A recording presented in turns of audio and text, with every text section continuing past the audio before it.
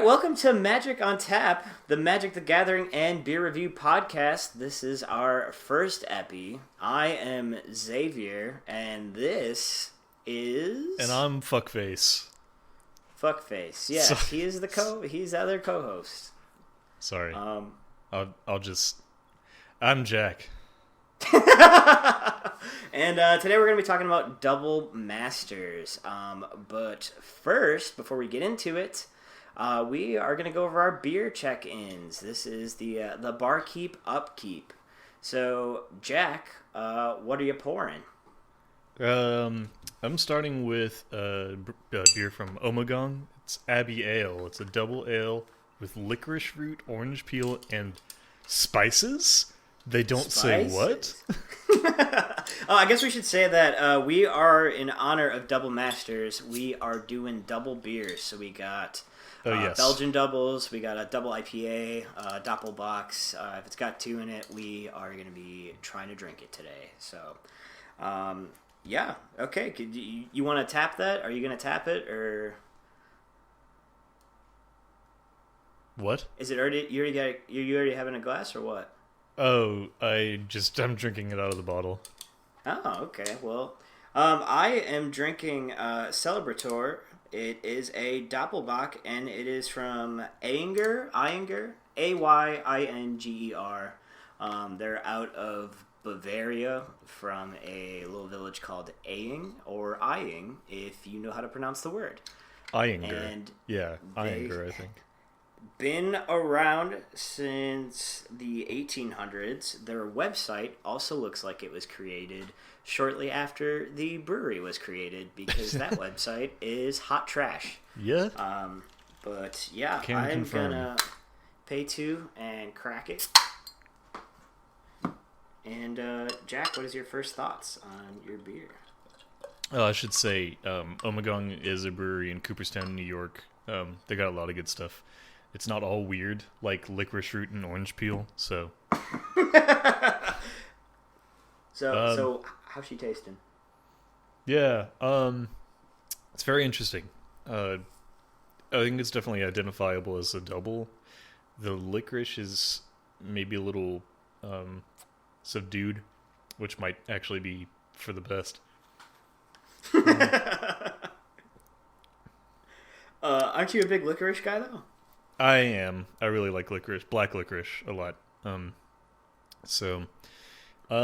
It's good. I like it. Is it like general licorice? Does it taste not general licorice? That sounds like they hold standing in the military. Is it like? Does it have a black licorice taste? I guess I don't really know what licorice root tastes like. Is it just? Yeah, general? I mean, well, it's. Hold on, let me take another swig of this. The old second sip. I mean, yeah, it's a little licoricey.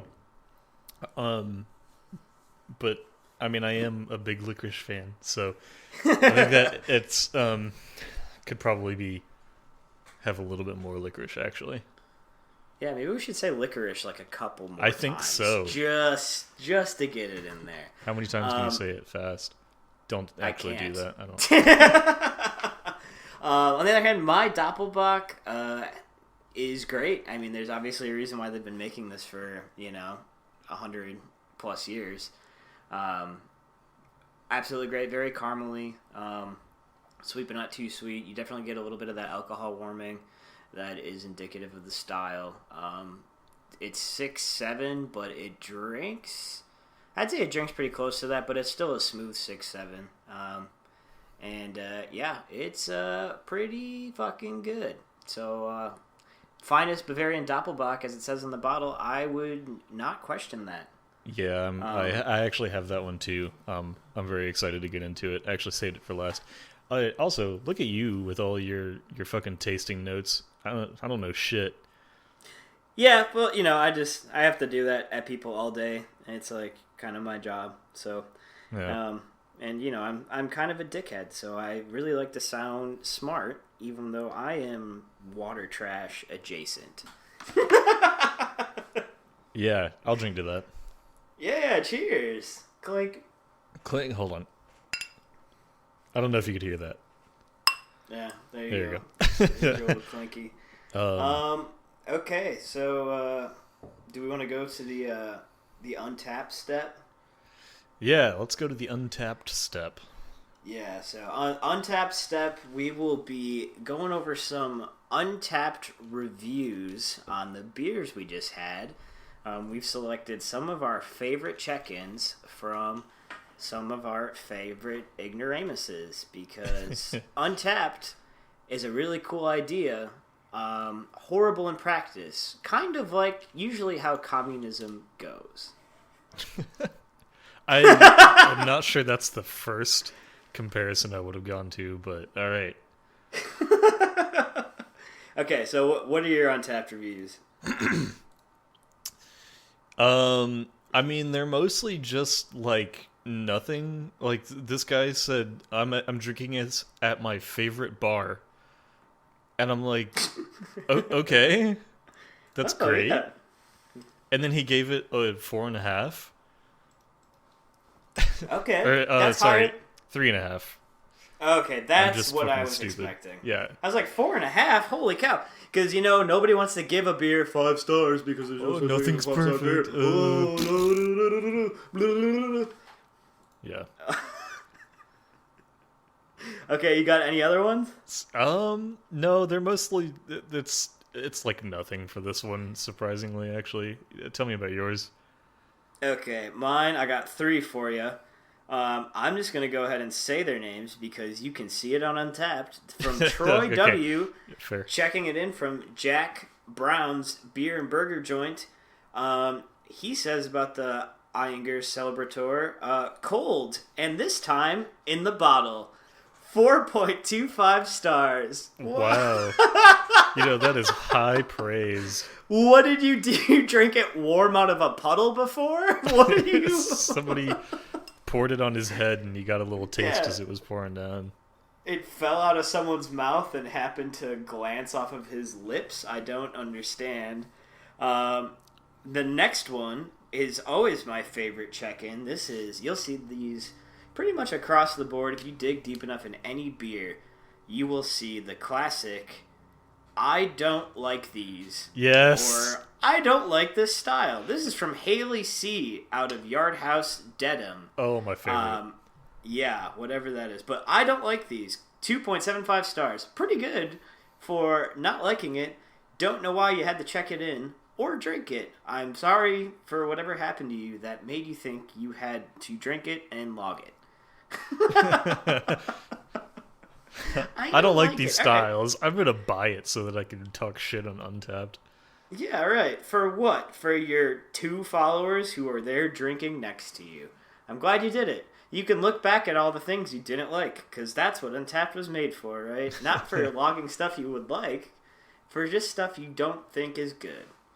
And then my favorite review, it is a positive one. It is from Ronnie L, and it just says, God, 4.25 stars. Not good, just God. This is a God level beer. Still not 5 stars because God is just one of us. He's just a stranger on the bus, all right? Yeah, right. So... trying to make his way through. He's not 5 stars either. So if you ever get down, just remember God tier beer, still not 5 stars. And that is the Untapped step for this beer, I believe. Anything else you would like to include? People on Untapped are stupid. Yes, people are stupid. Please, please, please, if you are just getting into craft beer, Untapped can be a good resource. Do not look at reviews before you have a beer, because they hold nothing of value. Somehow Google reviews hold more value than an Untapped beer review, and that is saying something because Google reviews usually garbage. Suck as well. Yeah. Yes. Yeah. Also trash. So, if you're going to use Untapped, just check in a beer you like. So when you come back to that place, you can be like, oh, hey, I remember this beer. That was pretty good. I think I'll order that again. Or just don't fucking use it. Or try many different things and say, hey, sours aren't really for me. I'm going to just drink IPAs. Yeah, I should have used a better example. We're drinking doubles right now. Right. We're classy. We have taste. Yeah. I say that, and then I'm about to tap a fucking double IPA in a couple minutes, but yeah. We're men of taste. Now let me go get my High Life out of the fridge. I thought that's what it was gonna be. Oh yeah, I don't have. All right. Do we need to get this out of the way now? I guess it's the first episode. Yeah. Well, it's gonna come up, so I unironically will. If you hand me a Miller High Life, I'm gonna drink it. There's no way I'm gonna turn it down, and I love High Life. I was gonna say it's more than that. It's not. There are lots of things that I will drink if someone hands it to me. I don't go out of my way to like fucking buy tons of Miller High Life and have a Miller jacket. But that jacket's dope. It is a mustard. Nice okay. Plug for the Miller merch store. If you have not been in the Miller merch store, please go over and check it out. They have some stylish gear. If you want a sling that you can carry a 6-pack in and just dump them out wherever, please go to the Miller store right now. You're gonna find one. Whatever you want. So after we're done for our sponsor for Miller, yes, Miller, please sponsor us. We're gonna... Dude, okay. I would, obviously involved in the craft beer scene, I would turn so fast if I got a sponsorship from Miller. I would get the Girl on the Moon tattooed on my face. Wow. I'm not taking it back. Yeah. I'm not taking it back. I believe it. Okay, so we did our little beer check-ins. This is usually how it's gonna go, and yeah. Should we talk about Total Wine? Yeah, we literally do have this in the show notes here. It says talk about how shitty Total Wine is. So yeah, you can regale us with the story. Well, it's not. I mean, okay. Don't say it's a story. It's like. Total Wine fucking sucks. That's it? That's it. That's the whole story. No, I realize it's called Total Wine, but if you are going to have beer there, then perhaps you should have some good beer.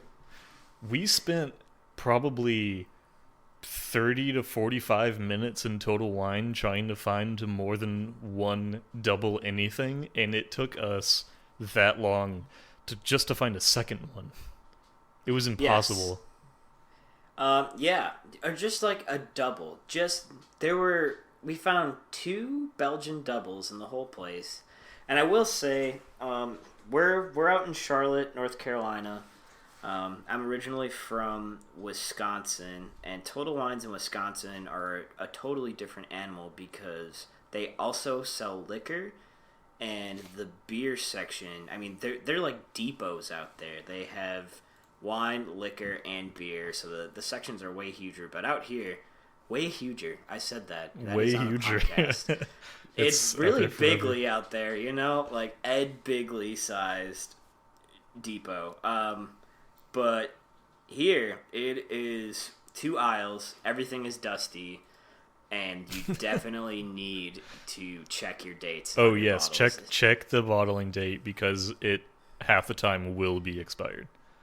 Yep, and if you are looking forever for a double anything, and then you grab a double IPA because that's all you can find, and you've been there for a half an hour, and you're like, yeah, whatever, I'm sure it's fine, and then you come home and see it was canned in February, and it is now 5 months past that, you're probably going to be a little bit bummed. That's a pretty specific example. Definitely not drawn on by experience at all. No, not at all. But yeah, so in short, fuck Total Wine. Yeah, Total Wine sucks. Total Wine. Just go to a local bottle shop. The people there will be more friendly. They'll be more willing to talk about beer. Just don't go to Total Wine. No, definitely go to a bottle shop. And go to a local game store too. And go to a local game store. Yeah, buy singles of beer and of cards. Yeah, I forgot we were supposed singles. to talk about Magic at some point. Yeah, right. Well, we're about to get to the main phase here in a sec, but yeah, definitely buy singles. Anyway, Total Wine, please sponsor us. Please, Miller. Please. Total Wine. We'll do anything. I'll do a lot. I will do so many things. All right. Okay. On that note, shifting into the topic for today, we're going to be talking about a Double Masters. So I guess first impressions. What did you think of the set, bud? It's great. I love Double Masters too. I don't think there's really a big miss on any of the reprints. I mean, there's like some, draft chaff in there because there always has to be, but right. For the most part, like everything that you pull in one of those packs is like, I can use that. Yeah, I think pretty much even down to the commons in this set, there's really not a strikeout at all, and we're kind of, so I guess just explaining us, we definitely are casual Commander players. That is our format. Yeah. Much like most people that play Magic now, that's how we roll. And I would say that Jack and I definitely lean towards more casual than most. Yeah, definitely more. As like if somebody showed up and was like, "Hey, half of my deck is unglued cards," would be like, "Okay, that sounds fun." Sold. I guess I'm making an unglued deck, and we're just gonna do that. Yeah. So, overall, I think the reprints are really great. Now, the pricing, maybe not so much. Right, and I guess I do understand where they're coming from because we were just preaching about buying singles. I honestly think you could absolutely buy a box and you're gonna make your money back. It almost makes more sense than to try and pay $60 for one card when you could pay, you can remortgage your house and get a box and make it back right away. But the pricing is absolutely insane. Just to get a pack, like at the LGS we went the other day, it was $25-$30 for a pack. I think so. A standard pack, not like a collector pack, which that would be like 70. Yeah, that is a precon. It's 2 precons pretty much. That is insane. So it's kind of got a huge barrier of entry. And I mean, to your point, it does have a lot of expensive reprints in it. But if they made it more accessible, printed more of it, and people, and we get these cards into circulation more, it would drop those prices more and it would equal out. And that's really the point of reprint sets, right? To bring the prices of these super expensive cards that people can't afford down to actually being affordable. So, I think a lot of great reprints. Could have been better on the execution. Yeah, but first episode we'll just get to Trash and Wizards out of the gate as well. Wizards sponsor us. Absolutely. Oh my gosh, please sponsor us. I'll be sponsored by whatever you want, Big Daddy, please. Please. Mark Rosewater, I'll suck you dick.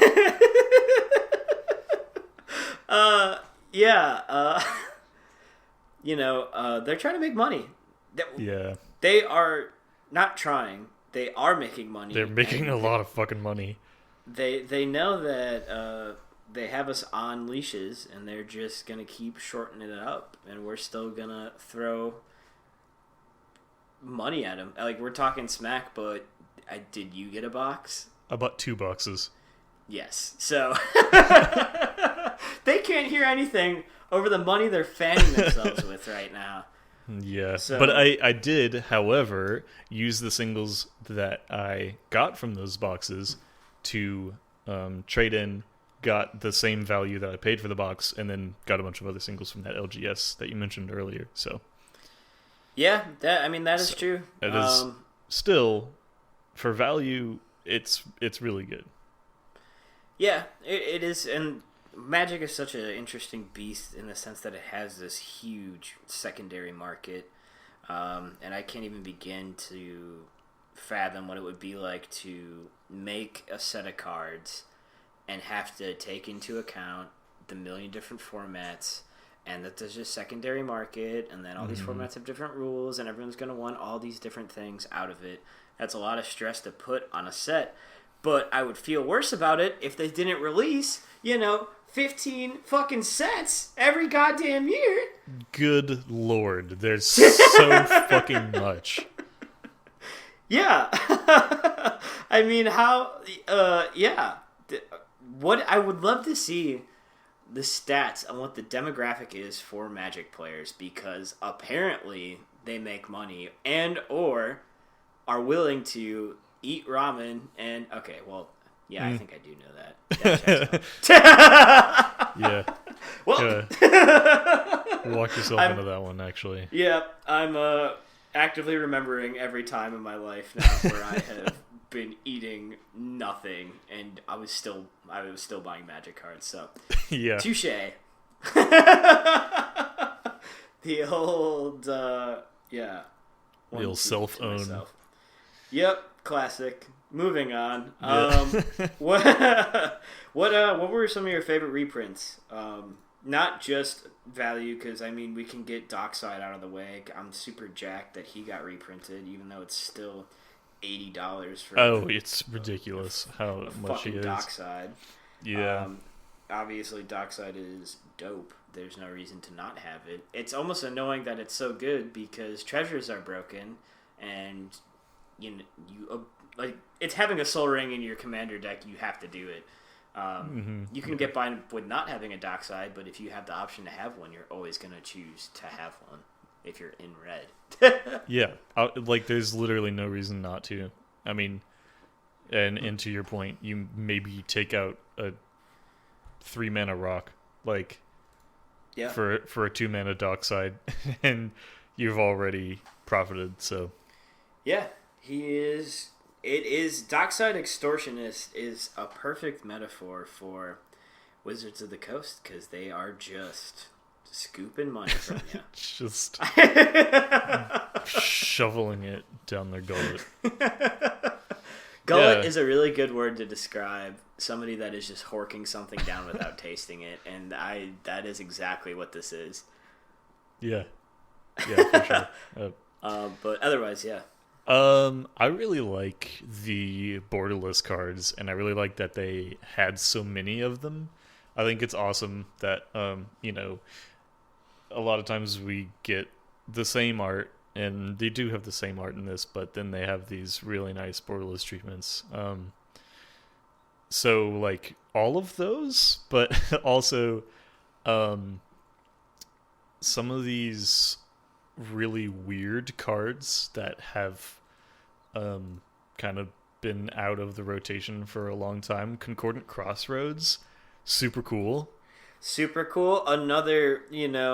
Another merit badge for green, the favorite child, clearly. Yeah. There's no reason green to play creatures anything have other haste. than green. No, yeah. Yeah. Concordant Crossroads, wonderful. World Enchantment, I think there need to be more of those. I think that's really cool. Yeah, and that's great for everyone. Whatever. Green is such a color where it's, what, you're going to play something bigger than me? You think you're tougher than me? So yeah. Whatever. For one, everything has haste. Sure, you bring your guys, I'll bring my guys, we'll see who wins. And guess what? You're playing mono green. I'm pretty sure we know how that's going to go. Yeah, we know how that's going to go. Everyone's been brutalized by a ridiculous Craterhoof Behemoth or anything that you could think of. Yeah, literally any green creature that costs more than 6. Okay, so we've been playing for what, over a decade? God, yeah. How quickly did you make a mono green deck when you started playing Magic? I don't think I made a mono green deck, but I did make my Eldrazi spawn deck, which is mostly green. Oh, Jesus. Almost immediately. Yeah, why would you not? That's right when we came into Magic, when Eldrazi were rampant everywhere. Yeah, Rise of the Eldrazi. All my friends, their mono green decks were mono green, but had so many Eldrazi in it. I just thought of them as mono green colorless decks because you just Quicksilver Amulet out in Emrakul and just hang out. Yeah, you play your Eye of Ugin, which is banned now. Yes. I remember the good old days when I could play Eye of Ugin and pay 2 less for my fucking Emrakul. Yeah. Yeah. Any other good cards out of the set that you thought were noteworthy in terms of just like reprints? Yeah. Pretty much all of the artifacts. I like everything that they reprinted in that. Videlcan Orrery, of course, obviously. Yep. Since his Divining Top always could use a reprint, because it will never go down in price. I think it's always going to be like, what is it, $60 or something? Yeah, I think Videlcan Orrery dropped in price since the reprint, because last I checked, it was sitting at about 30 or 40, and it's dropped down to like 16 now. Yeah, wow. I thought it was around 40. I saw it on Card Kingdom before we started recording. It was 14. I mean, it is a rare, so it's probably an easier pull now. Yeah, I hadn't thought about that. Yeah, probably. But yeah, pretty much, and I've been looking at artifacts a lot because, as you know, I'm building my colorless artifact deck. So I probably just have been looking at them so much, but they're all like just iconic. Thrumming Stone, Phyrexian Altar, Nimb Deathmantle, which hasn't been reprinted in a long time. Because now I'm looking at it. Hasn't actually been reprinted since Scars of Mirrodin. Mana Vault, Crucible of Worlds, Ether Vial, Cold Steel Heart. I mean, just like I don't think there's a single miss in that in terms of artifacts. Yeah, absolutely. I'm super pumped that they reprinted Space Baby, because who doesn't like Space Baby? Everyone loves Space Baby. Yeah, didn't even try and do new art for it. It is just straight up the same. You can't top it. Truly horrifying. Could you imagine what horror would come out to be like the replacement art for Space Baby? Oh my god. You know what would the only thing that would make it better is, do you remember, you collected Pokemon, right? I mean, when I was like fucking 10, I don't remember anything about it. Right. So every once in a while they do those weird 3D arts of the creatures, and you're like, this is disturbing. I don't really like to see. If they did that early 2000s 3D shit ass art. Oh my god, Alara, that would be the penultimate version. Oh yeah, we should say we've just been saying Space Baby. You just said Child of Alara. So the card we're talking about is Child of Alara. It's Wooborg, 6/6 avatar with trample. When it dies, destroy all non-land permanents and they can't be regenerated. Yeah, when it dies. So Space Baby has to die to do the thing you pretty much want it to do. And yeah, Space Baby is a Space Odyssey reference. You don't need to watch that movie. You can just look up the scene with the Space Baby. That's all that matters. Jesus Christ. Is there anything else? Are there any other cards that you want to talk about that you really liked? Yeah, I'm very glad that they reprinted a bunch of mono black kill spells, because who doesn't like, the colorless black destroy target non-artifact creature for 2. Go for the throat. Yep. Pretty good card. I mean, there's really not a bad mono black kill spell that you can print, but yeah, very excited to see a lot of those. Mono black is where I started playing. I think this whole set is really just kind of nostalgia for both of us, and that's probably why we're drawn to it as well. I mean, a lot of those cards were power when we were playing. Yeah. But, yeah, and Amanatu, Fate Shifter, Planeswalker that can be your commander. Super, super fun. I will get into that more when we're talking about what we're brewing. But, yeah, very excited to see that. But what about some new cards that you were excited to see? Like in the last set, or? Yeah. Fuck, what was the last set? I don't remember. Oh, wow. So, getting to our point, it was Baldur's Gate? Baldur's Gate. Oh, yeah. Well, wait. Is that what you're asking about? Or are you asking about New Capenna? Are there new... Wait, okay, we can edit this out. But is there new cards in Double Masters, or am I an idiot? No, they're all reprints. All reprints? Traveler's Amulet can't be a reprint, is it? Traveler's Amulet? Yeah, it is. How have I never seen Traveler's... Why do people play Wayfaring Bobble when you can play a Traveler's Amulet? I don't know. Well, that's dumb. Alright, well, now that I know I'm an idiot, that can't be fucking right. I don't believe you at all. Yeah, they're all reprints. Are you Googling it right now? No! I'm just not talking.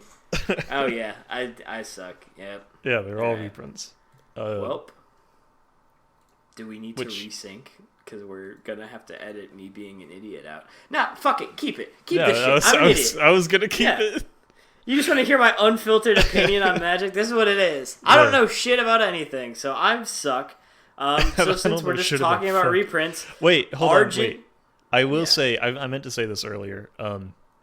The draft land thing they did, shit, I forget what it's called now. Oh, the twirly swirly gumdrop lands where you have to circle to and then... Cryptic Spires. Yeah, I was close. What did you say? Twirly swirly. Oh, Spires reminds me of Spiral, which made me think of Twisty, and that's how we got to there. Yeah, that's it. Very cool addition. Yeah, I like that. And it's legal in Commander, so... Oh, legal. Yeah.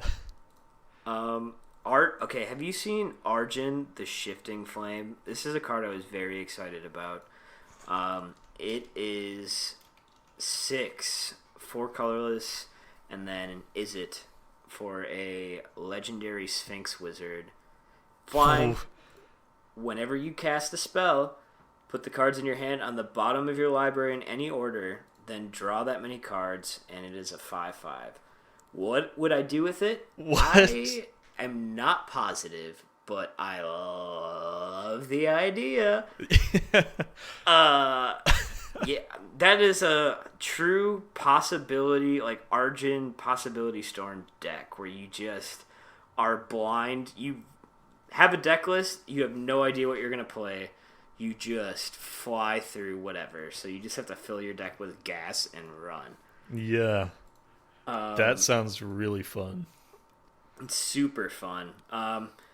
Okay, another card that I was really bummed that was reprinted just because of its colors was Mathis Fiendseeker. I don't know if you saw that. It is red, white, black. It's a 3/3 with Menace. He's a legendary vampire. And at the beginning of your end step, put a bounty counter on target creature an opponent controls. For as long as that creature has a bounty counter on it, it has, when this creature dies, each opponent draws a card and gains 2 life. I, once again, suck because I didn't do the thing that you're supposed to always do in Magic, which is read the card. And, yeah. So I thought this was going to make everyone else draw cards besides you, but it doesn't. And that sucks. But I'm also bummed just because it gives things bounty counters, and they have a mono black creature that gives bounty counters.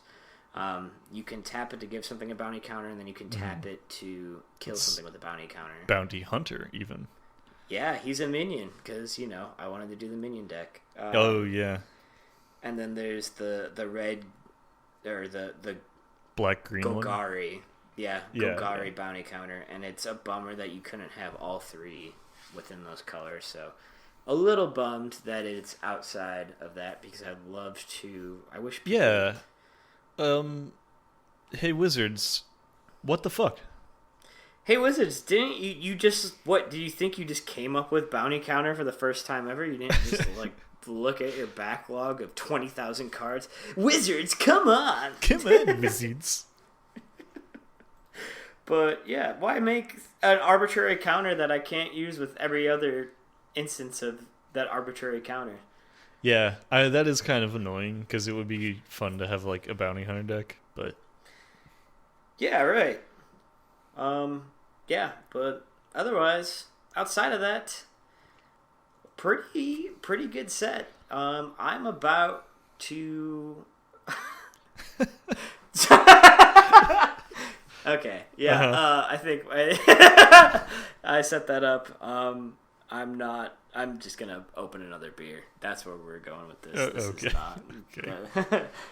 That was a long walk for a short drink of water. Or is it small drink of water? I don't know. My wife says that all the time, and I don't know. Fucking what are you talking about? She was, when somebody talks and talks and talks and there's no payoff, she always says, "Yeah, it's me." You're talking about me. She always says it's a long walk for a short drink of water. I mean, it's probably a small drink of water. Yeah, why? We can't talk about this anymore. We talked about it for too long. Wife? Hello? Wife? Wife? What is it? It is short drink of water. It is a short drink of water? Okay. Yeah, she said it. It's true. It's true. Okay. I heard all it. Right. Okay. You don't know her. Right. She lives in Canada. She's from Canada. I met her at summer camp. Anyway, last thing that I'll say about Double Masters is they reprinted Monastery of Swiftspear as a common, which is just insane because that card is it just has no right to be as good as it is. Yeah. I mean, there were so many things that were reprinted as commons. Even, I'm a Gruul guy. I play Gruul every now and again. And Burning Tree Emissary. I remember when that came out in Gatecrash. We've talked about this before. That was an uncommon, and it's either green or red, and then green or red, 2 total, and it pays for itself when it comes in. You get green and a red mana in your mana pool, and that was an uncommon, and I think that is pretty worthy of being an uncommon. I don't know why it was reprinted as a common. Yeah, I mean, it was a common in Modern Masters too, but it is really good for being a common. Yeah, so I guess it's just to even further prove the point that just buy packs. If you're going to buy Double Masters, first of all, don't buy packs. Buy a box. If you can scrimp and save for it. But, yeah, definitely don't buy singles. God. I'm on the record. Can't take it back. Never buy singles. Only buy a box. No, I think if there were any set that I were to say buy a box for, if you can, it would be Double Masters 2022. It's really fucking good. Really fucking good. You heard it here first. Very, very hot take on Double Masters as a whole. You probably won't hear it anywhere else, but we got the inside knowledge. Double Masters, it's pretty good. Hey. Yeah. It's on that note, are you about ready to check in another beer? Yeah. Well, I have a little bit left of mine. Well, I'm gonna check mine in. Good. I'm glad you broke the burp barrier. Now I'm just gonna do it. Yeah, like, there's no way. Okay. Listeners, to which there are none. Yeah. Listeners, to which I mean Jack and my wife in the other room, who has to hear me have a one-sided conversation, which is all of my conversations. Newsflash, I talk so much. Yeah, just burping. We're gonna burp. We're fucking drinking. ABB, bro. Always be burping. You know how I be burping. Why did it sound like your laugh fucking restarted in the middle of that? Like it was spliced together from two different laughs? Because that's how it is. You know how you're supposed to have like a really good password that nobody's gonna guess? That's how I try and keep my laugh. So if you ever get replaced, we'll know. Yeah. Right away. Oh my god. Sorry. What you just said. Okay. Technology, not my friend. I was trying to get Discord to work online, and I had the classic box that's check it for I am a human, which is, I think it always says I'm not a robot, and this one said I am a human, and I felt weird about that. And the question it asked me, it says, please click each image containing a living room. And then it just gave me different room schemes oh my god. from. And I am not someone that is going to pass this test. It made me question if I was a human or if I was Dancer. I don't know, dude. Like, there's no way. What? That's insane. That is the weirdest CAPTCHA I've ever heard of. Yeah, I will send it to you just for proof. Wait, did you take a screenshot of it? Of course I did. What? It says, please click each image containing a living room. What? That's insane. How was I not going to take a picture of that?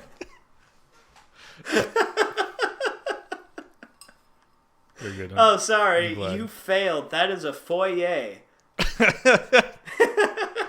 Oh my god. You are not a human. No. Fucking human in the living room with the wrong click. What the fuck?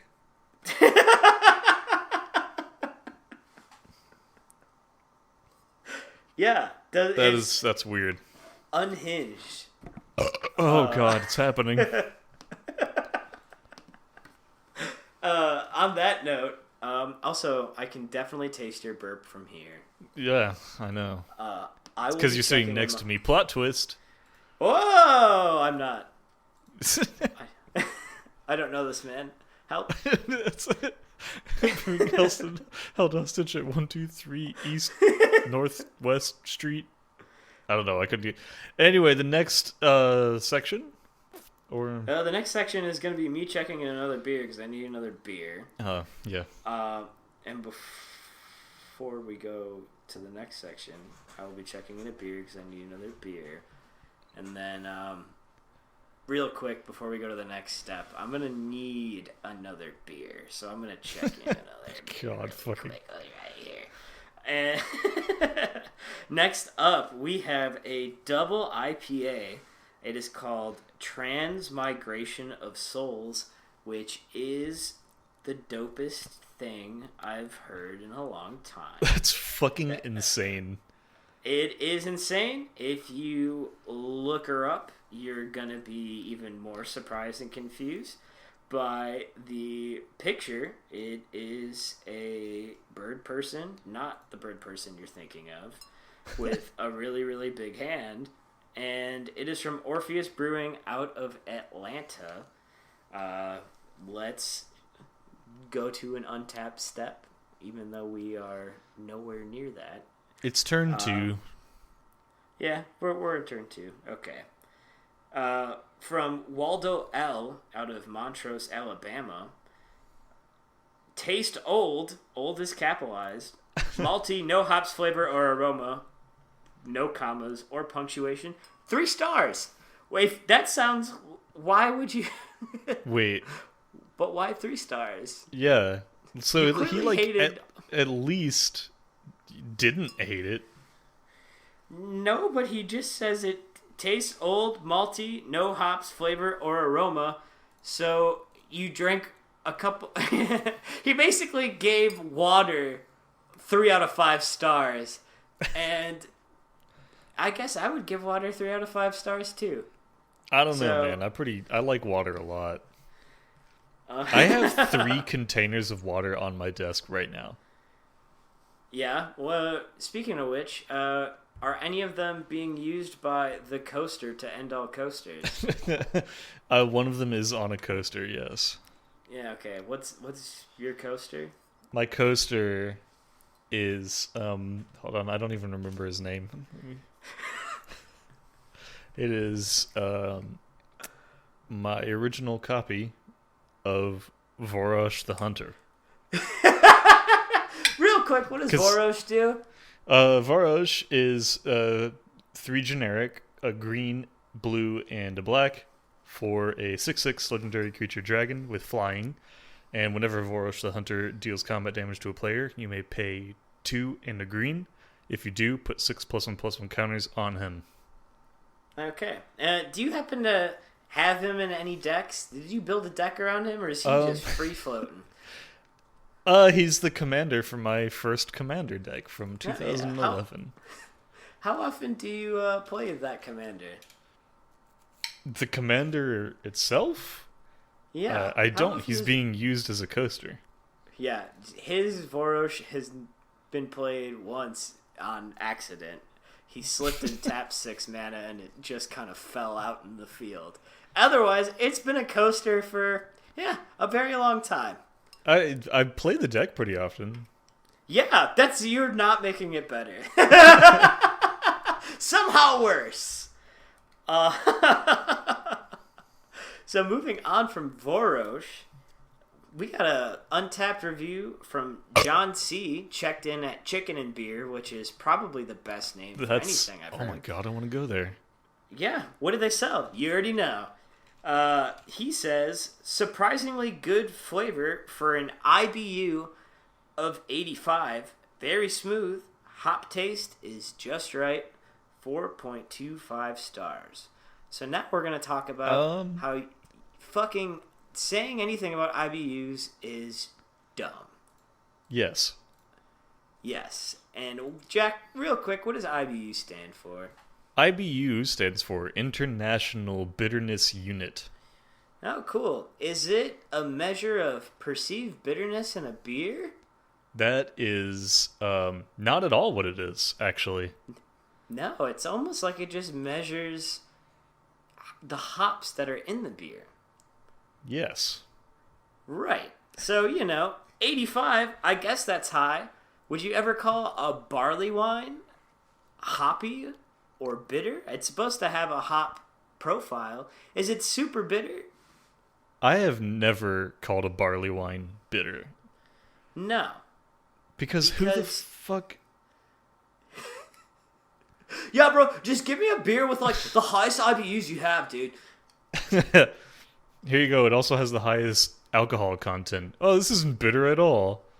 No, you fucking idiot. No. Please don't do what John C. did, even though he went to the best place on the face of the planet, Chicken and Beer.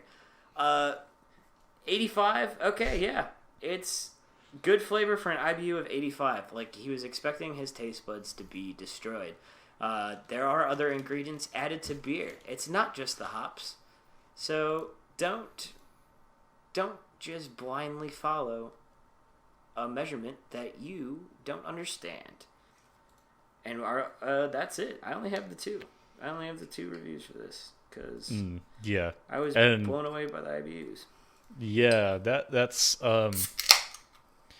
I see that a lot actually. People talking about it's high IBUs. I don't want to get that. I don't like bitter beers, and I'm like, it doesn't mean that it's going to be bitter. And also, can I just say, a beer being hoppy does not necessarily mean also that it is super bitter. No, it means that you're getting the tasting notes of the hops in the beer. And like you're saying about the barley wine, you can have a barley wine. It could have a lot of IBUs, but it could also be aged in a bourbon barrel or a rum barrel, and you're not gonna get the hops quite as much because you're gonna get a lot of the barrel age in the beer. Yeah. That's pretty much all I have to say about it. So that's all I have to say about that. Other news: this beer, pretty good. It doesn't really taste old, despite being canned. 5 months ago. 5 months ago. Oh, wow. It is malty, which is not totally unexpected for being a double IPA. You'll notice that most doubles or triples have a stronger malt character because usually more malt went into it to get that ABV up. This is really, really solid. Still pretty hoppy. I am a big fan of my IPAs tasting more caramely. I really, really like a really good red IPA. Mm-hmm. So I don't mind the malt quite as much. I don't really want my taste buds to be absolutely overloaded. I don't like hazies. Probably won't see too many of those checked in on this podcast in particular. Unless we're making a joke or something. Oh my god, we're gonna there's gonna be a new God forbid a Lorwyn set that's like Through the Haze or something. Yeah, I say God forbid because we're never going back to Lorwyn. I actually would love that, but yeah, that's never gonna happen. No, never happening.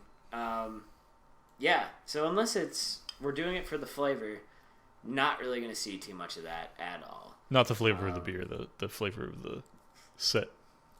Yes, sorry. For the flavor.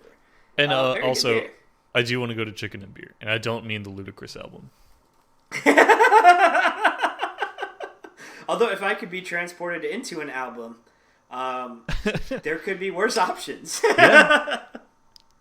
Very true. I am going to go ahead and check in this other one, which is just the same one that you had first. So, the Celebrator from Eigener.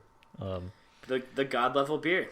So, let me just give you my... Oh, no. It's...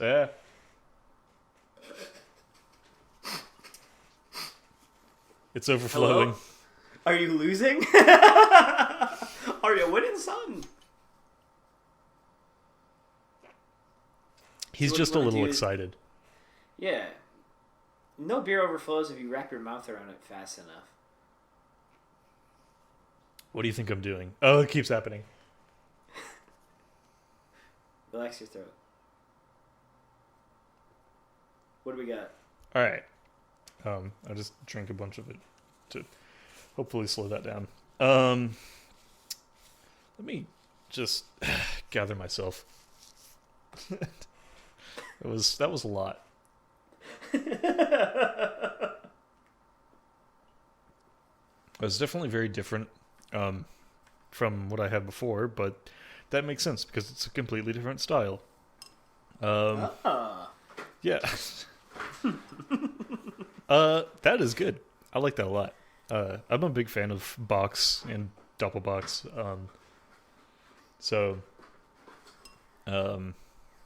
I think this is for sure a winner.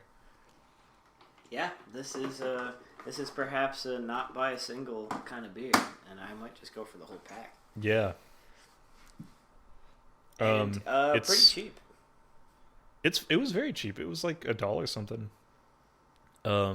It's kind of nutty, which I like a lot, and still, it's not like it doesn't feel like it's gonna get overly sweet in your mouth. Like sometimes I feel like really malty beers can do. Yeah, absolutely. Yeah, I think it ends accordingly. It's not so. It doesn't do the Midwestern goodbye where it hangs out in your doorway for a half an hour. It's like, all right, we ate, we're good. All right, on to the next. So you're clear for your second sip. It's not just like a residual sweetness that builds up. Yeah. So I guess we're gonna move on to the next thing. Hey Jack, what you brewing? Pause for laugh. Are you laughing? Everyone better be laughing right now. All two of our listeners, which is gonna just be us. Yeah, it'll be us. Good, nice voice break there. It'll be us. Pretty fucking Mom, sick. I'm recording. Get out of my room. God. Oh man, Heather can do that so well. Heather's my wife. I'm gonna talk about her because that's outside of this and my wife and my dogs. That's me. Now you know me. That's it. This is it. Beer, magic, and his wife. And dogs. I don't think I know anything else about you, so yeah. Checks out. I worked on a lobster boat. We don't need to talk about that. Oh, yeah. There's that. What you brewing? I am brewing a Blim Comedic Genius deck. So, and we should probably say, everything that we talk about is going to be Commander, pretty much. Because, once again, it's the most played format in Magic. For good reason. Yeah. So, yeah. Blim is 2 generic, a black and a red for a 4/3 legendary creature imp. With flying, it says whenever Blim Comedic Genius deals combat damage to a player, that player gains control of target permanent you control, then each player loses life and discards cards equal to the number of permanents they control but don't own. I think this is hilarious, which... Hilarious. He is a comedic genius. He is the comedic genius. Hats off to whoever made this card. Truly, wonderful. I want to believe that someone really fought for him to be printed because like it's just like insane. Yeah. How much does that cost, by the way? What's Blim sitting at dollar-wise? Oh, I just got the foil etched version for under $1. Oh yeah, so he is not. It's not popular. No. Made for one format. Newsflash, it's the one we're playing. It's the one we are playing. 17 decks on EDH Rec with him. Yeah, and I totally can see some guy sitting and pitching Blim forever until somebody like, just breaks down. Jesus. Yes, just make it. Oh my god, fine. I'm really glad that he's in red-black. Obviously very strong for what he does. But Rakdos has such a... Rakdos can either ruin your life in no turns. Yeah. Or do seemingly nothing for eternity. And that's... Red-black is a color scheme that I am very much a fan of. Yeah, it's fun. I mean, Rakdos is just like one of those that can either do a lot and be very effective or do nothing but be funny while it's doing that. So I really don't think there's a downside. Right. What are we looking at synergy-wise for that? Any other notable cards? Yeah, so the main thing that most people do, meaning all 17 people on EDH Rec do with Blim, is just trade permanents around. Obviously, that's his ability. So you're going to have Harmless Offering, Humble Defector, anything that will give something that you own to another player of your choice, which I think is still fun. And obviously, I'm still going to have Scrambleverse in there. You literally have to. Yeah, like, obviously. But I really want to go for, like, a more of a chaos theme. So it will have that stuff.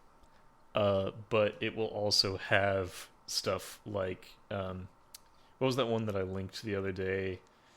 Worldfire. Oh, yeah. What does Worldfire do again? Worldfire is 6 generic and 3 red. It's a sorcery, and it says exile all permanents, exile all cards from all hands and graveyards. Each player's life total becomes 1. Which is, I'm sure, in like a CEDH deck, really good. And I think in Blim, it's just going to be like, partly chaotic, because that's the whole point. But also just probably kill that deck faster than otherwise. Yeah.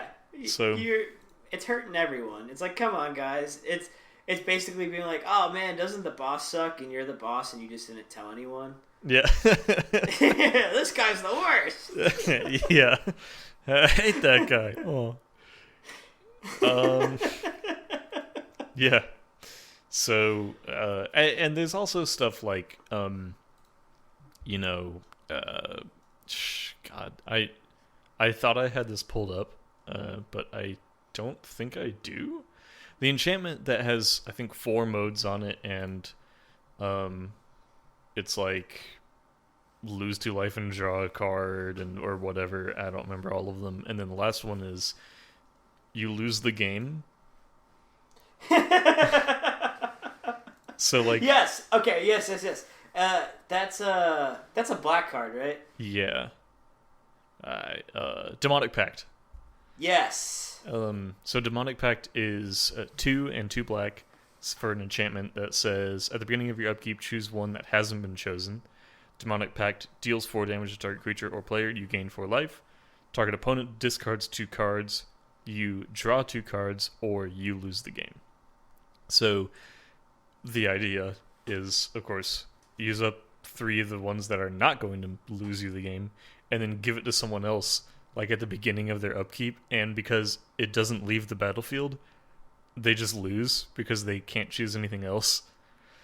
So, like, there's some stuff like that, but for the most part, it's just going to be pure chaos. Like, no one will get. I'm hoping it's just like no one gets to hold on to anything for very long. Probably gonna have to put fucking dead air. What's that fucking artifact? Knowledge pool. Oh god. I'm probably gonna have to put knowledge pool in there. Although I don't know, that might be like the sideboard card. I know there are no sideboards in Commander, but I might have to just trade that out. Yeah. And for those who don't know, Knowledge Pool is a card that will take a game of Magic, and everyone's had this moment at some point in playing Magic, especially in playing Commander, where something happens and nobody knows what really happens, and you have to go to Google, and everyone is just furiously Googling to see what happens. Knowledge Pool has been the source of that since it's been printed. Yep. It is 6 for an artifact with imprint. When Knowledge Pool enters the battlefield, each player exiles the top 3 cards of his or her library.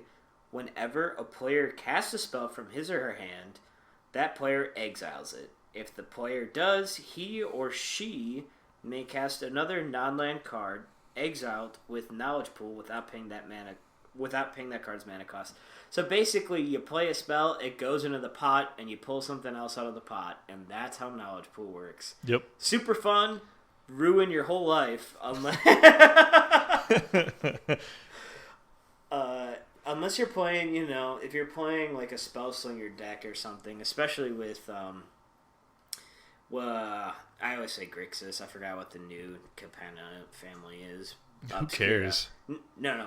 Yep, that one. Not what I just said. It's Maestras, right? And unless you're playing like Spellslinger, super cheap spells where you can just get in the pot and you leave your 1-drop fucking scry 1, do nothing card, and you get a big fatty out of the pot. That just sounds how it sounds, and there's really no going back on what I just said.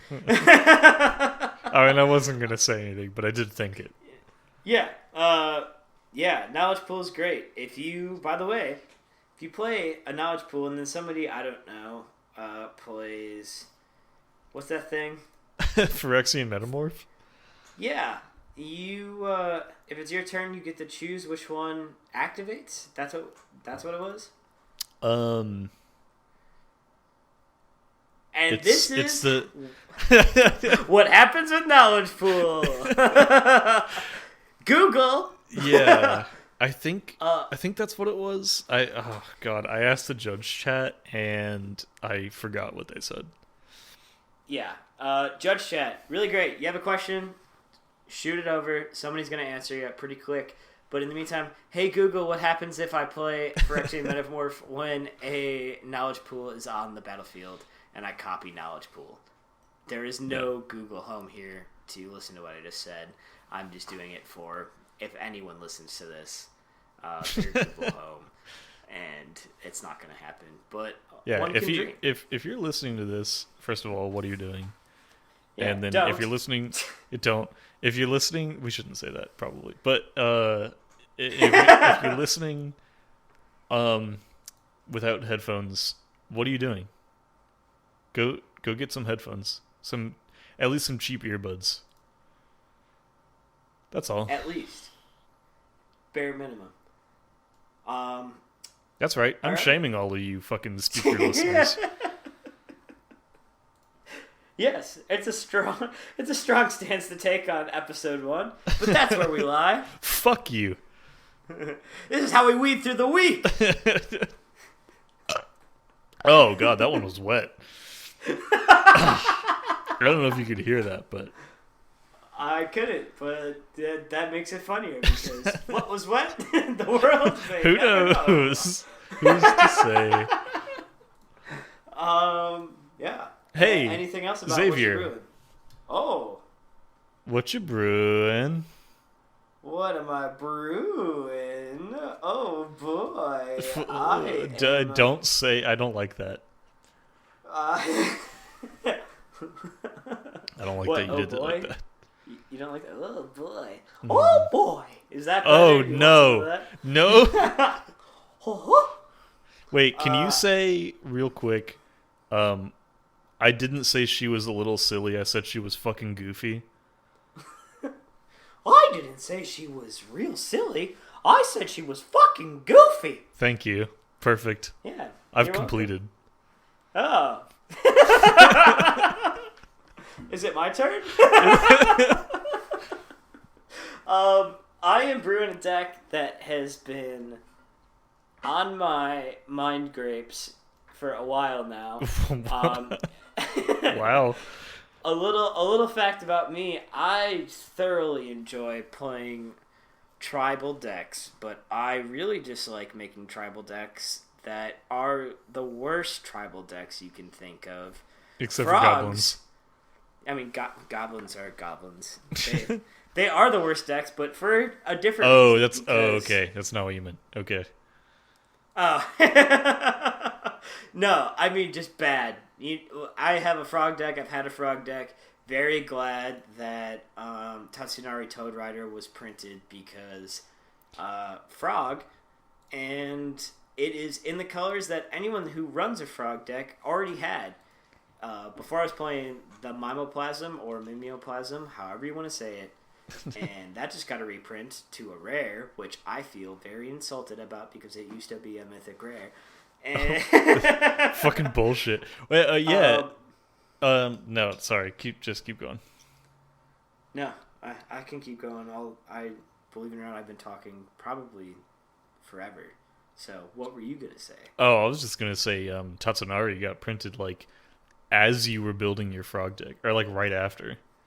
Yeah, right after. And I was like, oh, perfect. Now I just need to add enchantments because not a lot of thought went into this one, boys. I just picked frogs and things that had to do with frogs. That reminds me, there are some new frogs in Baldur's Gate. There are. Oh, believe it or not, I'm acutely aware of the frog market in Magic the Gathering. Yeah. I'm telling you now, boys, get it on the ground floor. Frog stock prices are low. Buy low, sell high. These frogs are only going to get better because there are enough people that work at Wizards of the Coast that think frogs are fucking hilarious, and it's just going to take somebody one day to print enough green, blue frogs that you can just make Dave Grohlnock your commander, and then you're going to be unstoppable. Yeah. But right now, working on a Goyf deck because I fell in love with Goyfs the moment I saw Altar of the Goyf in Modern Horizons 2. If you're not familiar with Altar of the Goyf, let me pull it up real quick. It is a Goyf tribal card, which is insane because there is only, I think green is the only color that has 2, but there's really just only one Goyf per color. Altar of the Goyf is 5 for a tribal artifact, Lurgoyf. Whenever a creature you control attacks alone, it gets +X/+X until end of turn, where X is the number of card types among cards in all graveyards, which is not too bad. It's kind of expensive if you're going to put it in any other deck. But it also says Lurgoyf creatures you control have trample. And pretty much any Lurgoyf creature you have, any Goyf, is going to... And I say Goyf because they're all blah, blah, blah, blah Goyf for the most part. Any Lurgoyf creature you have is usually star for the power toughness, and it's equal to whatever's in the graveyard. So some of them are enchantments, some of them are instant sorceries, a couple of them are creatures. So having trample on one of those is going to be super good. And I'm very excited that Modern Masters reprinted, or why the fuck did I say it? Double Masters reprinted some of the stuff they did, because there's a lot of cards that benefit from creatures in the graveyard in Double Masters, or a lot of cards that can play into self-mill, which is a really, really strong component of a Lurgoyf deck. So we're looking to, unfortunately, have a Mind Crank, which is 2 for an artifact. Whenever you deal combat damage, target opponent puts that many cards, or whoever had the damage dealt puts that many cards into their graveyard. That's equal to the damage dealt. And we're looking for self-mill, but I want to be a little fair with it. I don't want to just mill someone out and get all their creatures in the graveyard and then just start pounding people with Lurgoyfs. I am looking to mill everyone equally, atrociously, and then just go to town. So, wow. There is going to be a lot of stuff that benefits from stuff in the graveyard. I'm going to be looking to make everything into Lurgoyfs. And as far as commanders go, it's going to have to be Wooburg. So we are probably going to play with Space Baby because Space Baby is super funny. Yeah. Fuck yeah. I can't think of a better commander, to be honest. No. Space Baby literally just cries and destroys the battlefield. And that's what he's there for. Or it, rather, because I don't know what it is. Also, here's a new segment to the show that I'm introducing right now. It's the segment where I am sweating profusely because I have to pee so bad that I am dancing in a room where nobody can see me, and usually when somebody sees me, they tell me to go to the bathroom, and we're at Point Break. So, I'll be back. Gotta go. And, shit. How do we jump back into this? I guess I never thought about potty breaks. What is our stance on potty breaks? What do we do? I get my union 15 minutes, god damn it. But put all your money in potty breaks. Buy,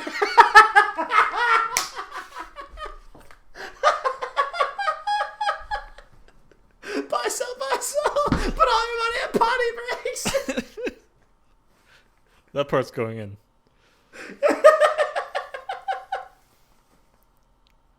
Oh, God. Anyway. Is there anything else you would like to say about your Goyf deck? No, they're goifs, dude. If you don't know what a goif is, then you fucking aren't playing Magic, dog. You should just look up fucking goifs, dude. I'm here for beer. Fucking babes. Goifs. Child of Lara. Ultimate Wooburg technology. Yeah. Goifs. Can't be beat. Gonna be unstoppable. And the benefit of playing Wooburg is you can literally, if you have money and time, just get the best cards of every color and dump them in a deck. True.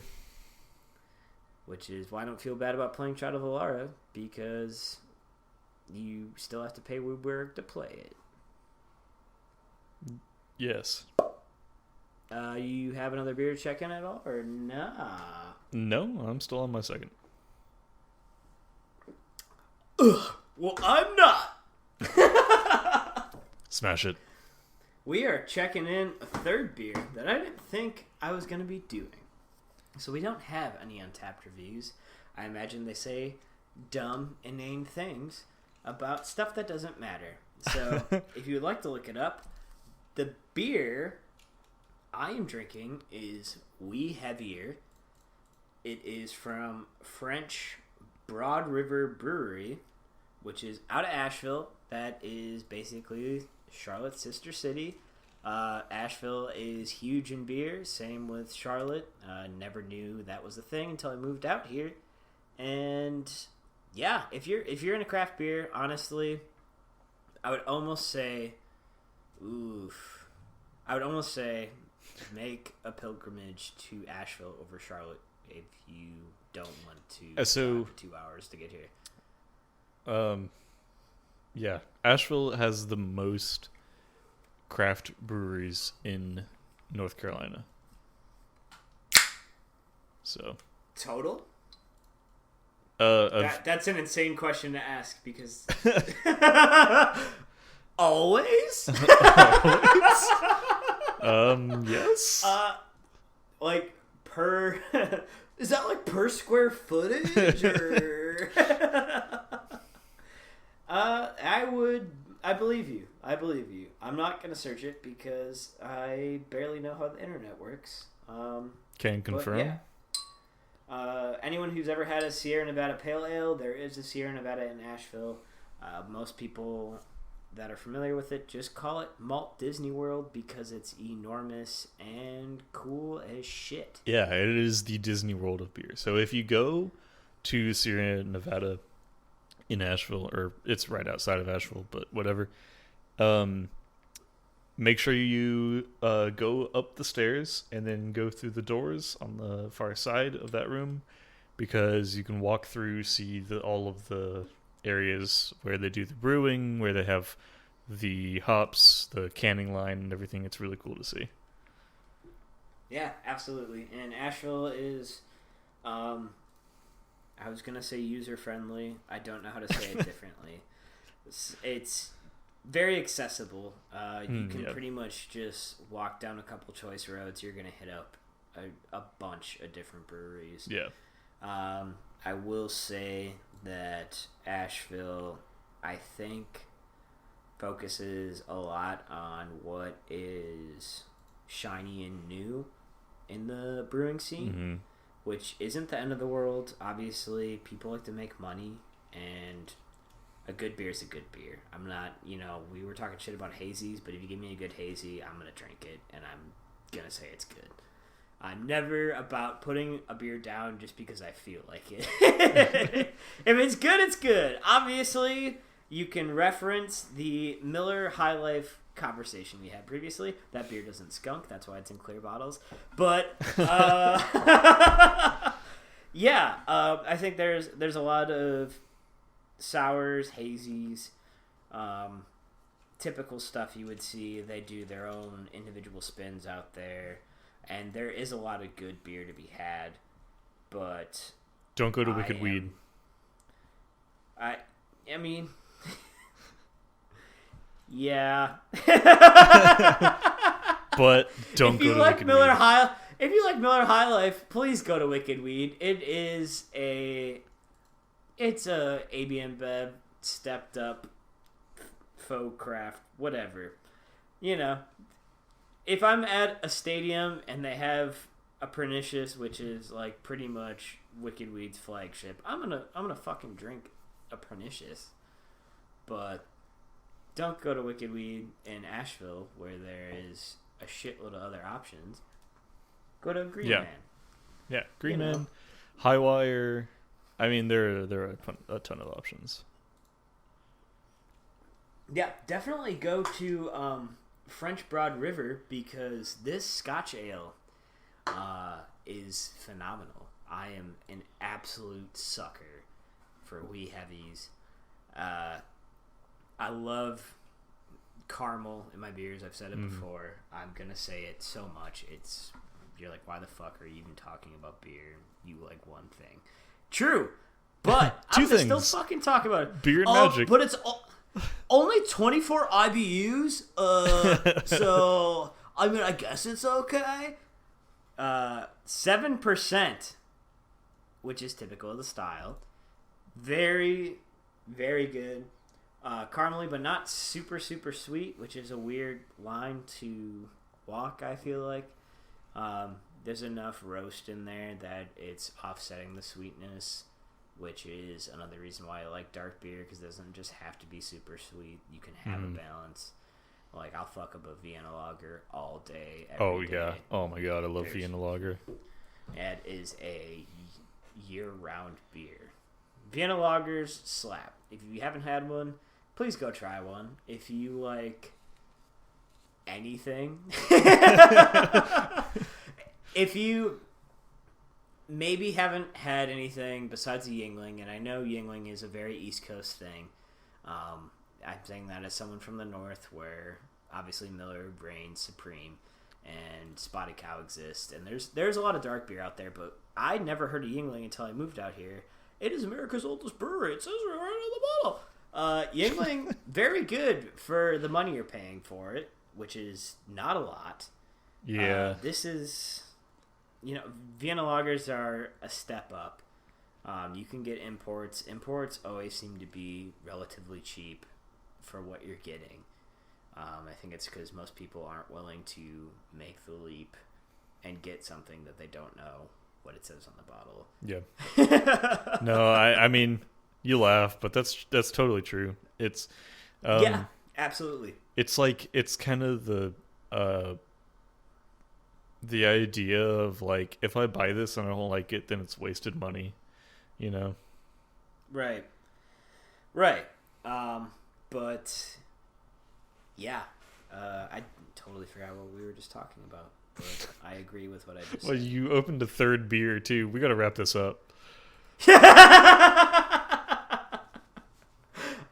Yeah. So we're moving into the sideboard.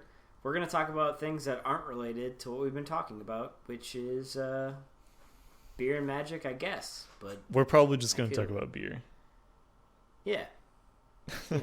Or magic. That's all we talk about.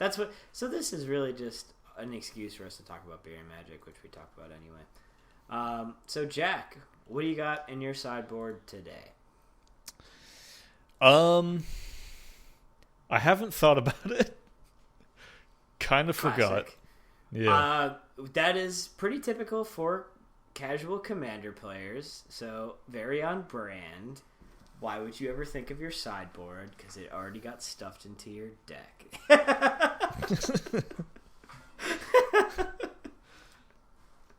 Well, I'll let you think about it. I have something lined up.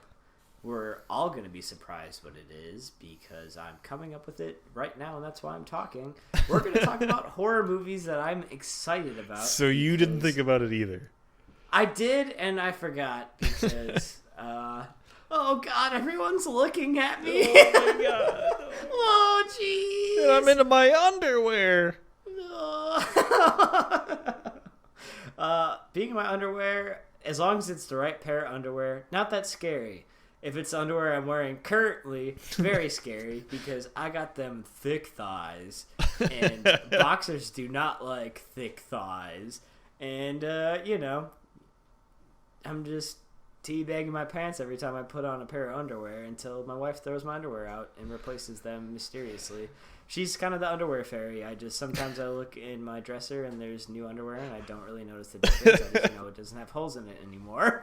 The best thing is you didn't even know about that until like maybe 2 months ago. Yeah. Yep. Yeah. And she was telling us that, and then she turned to you and she was like, "Did you know that I throw out all your underwear with holes in it, and I just replace it, and you've never noticed?" I just know it needs to be covered. I don't care what gets it done. Yeah. Horror movies. Nope. New Jordan Peele movie. I guess it's a horror movie. From what I've seen, it's maybe more sci-fi. Very, very excited to see it. Have not seen it yet. I really love what he's doing for the genre. I guess, for a lack of a better term, kind of churching it up a bit, giving it a little more depth. I think horror gets a really, really bad rap because even when it's ridiculous and campy, there can be... I love bad movies, but I love bad movies where somebody clearly had an idea and they really thought they were going to drive it home and they fully fucking swing at it and they just strike out. And I think there is a lot of horror movies like that where now you watch it, it's ridiculous. If you take into consideration what was happening at the time, this movie had something to fucking say. And I think Jordan Peele fully understands that about the genre. And he is like, okay, I know what you're trying to say, but maybe this is what you meant. He's basically like an interpreter for movies of the past. And I am very excited to see what Nope has to say. I've read some stuff about it. I'm not really too offset by spoilers. I don't really care that much. And if something's good, I'll watch it regardless of whether or not I know what the movie is, because I always come in with the intention of rewatching the movie multiple times. So, very excited about that. As well as Black Phone. Have not seen Black Phone. Really like the original Sinister. Ethan Hawke is in this as well. It's the same producers for Sinister. I just hope it's more Sinister 1 than Sinister 2. I don't know anything about that. I haven't heard that. Have you? You haven't heard Black Phone? No. At all? Definitely watch a trailer. He is pretending to be a magician, but he's kidnapping children. Oh. So he's like, oh boy, Abra Kidnappa, and then just zip, zop, zoop. You're in the van, and you're in the basement. And now there's a phone in the basement, and that's it. And Ethan Hawke is spooky. Yeah, well, he's spooky outside of movies, so. He is spooky outside of movies. He's like, whatever. You want me to be in fucking Moon Knight as this guy or whatever? Yeah, I don't care. I'm Ethan Hawke. My last name is a creature. I'll be in anything. So that's my sideboard. What do you got? The James Webb Space Telescope? Expand on that. I'm in a unique position of not knowing anything about the world. Like, I am basically the newborn child of Alara. No idea what's happening. Bursting forth and destroying the world. Yeah. If there are idiots that are listening to this, maybe explain what that is, because, like, we all know what that is. For those for that one guy. I don't need it, but those guys might. So the James Webb Space Telescope is the most powerful telescope we have ever sent into orbit. So it's a little bit like Hubble in that way, but way more powerful. And so it went up about 6 months ago. Had a flawless lock into orbit and then unfolding, which was very surprising. We didn't expect that. And sent us back a bunch of fucking pictures. Screenshots of me naked. Screenshots of Xavier naked. Actually, they were mostly just with you in underwear with holes in them, and like your nuts are hanging out. Just teabagging my couch. Like, it was actually just a bunch of shots of me getting my DoorDash and just looking vulnerable. You're undermining my sideboard. No, Sorry. but no, it was all that. Yeah, that's pretty much it. Okay. Well, no. So it's if you are interested at all in space and seeing pictures from like the fucking beginning of the universe, you can go to NASA's website, specifically jwst.nasa.gov. They have a bunch of images that they released, and shit's crazy, dude. You can see the full res images, and you can just zoom in and see whole ass galaxies. Yeah, that shit's insane. God Telescope, please sponsor us. Yeah. NASA, please sponsor us. At NASA, please sponsor us. I know you don't have that much funding, but like we're getting the word out there. You can spend a little bit on us. Clearly, like the general population of America has not heard of this because I am a perfect depiction of the average American.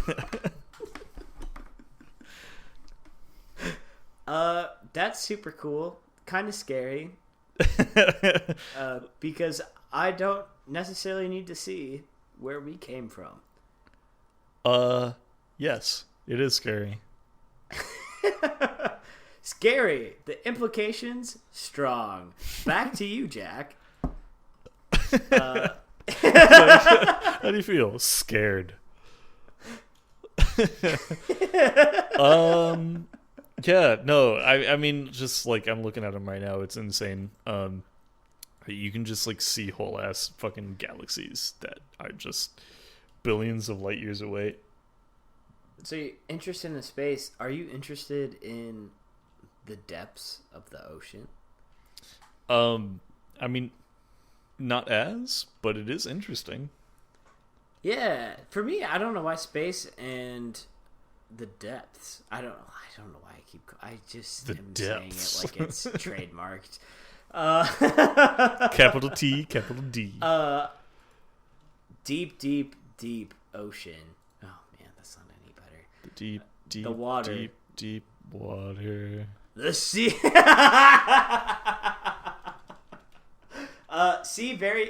The sea and space have always had the same sort of. I have no idea what's happening there, and I know that we can't get there easily, so I'm intrigued. Kind of feel to it. So, I don't know if you've ever watched any of those deep sea live camera feeds. I've done it. I've never seen anything, but I only last about like 5 or 10 minutes, and then I get too spooked because what if it's like the one time you see something that you're not ever going to be able to unsee? And that's a huge fear of mine because I really don't need to see something that my brain doesn't really fully comprehend.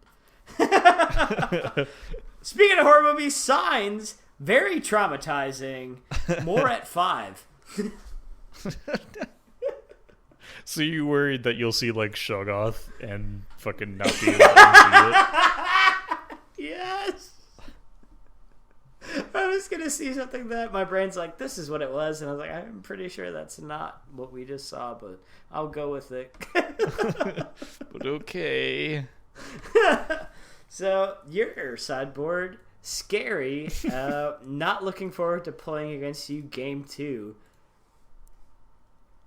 And, yeah.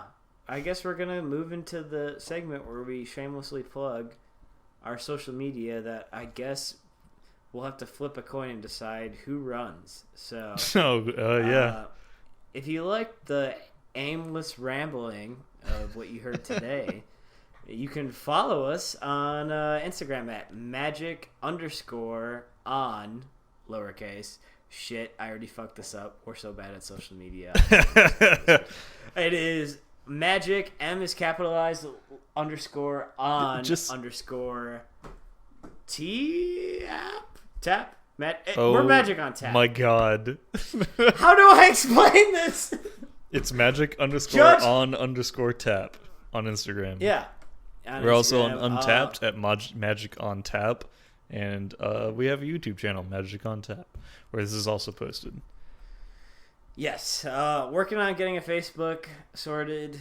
Somehow, I don't understand how Facebook works. I don't either. I have to stop trying to create a profile for a human being and create one for a group? Yes. Or entity? I don't know how that works. I am 63 years old. You know what? My 80-year-old grandma used to fucking own a Wii and play all sorts of shit. She has a better understanding of how Facebook works, so maybe I'll ask for her help. Actually, my grandma has a better understanding of how Facebook works too. So it is kind of made for their generation. Well, I mean, at this point. Yeah. Facebook. Got him. We fucking heard of him. Zuckerberg. But if you don't have anything else to say, I guess we can say. I do. We are also gonna post our own Untapped check-ins of the beer that we are drinking. So keep an eye out for those too. If you want to see those, any of the beers that we mentioned will have a check-in from us. Yes, and please look at them because they're going to be better than any of their Untapped check-in. If you like Magic and beer, yeah, I can confidently say if you like Magic and beer, this is aimed for specifically the three of you that are listening to this, because maybe my wife will pretend to listen to this listen episode at some point.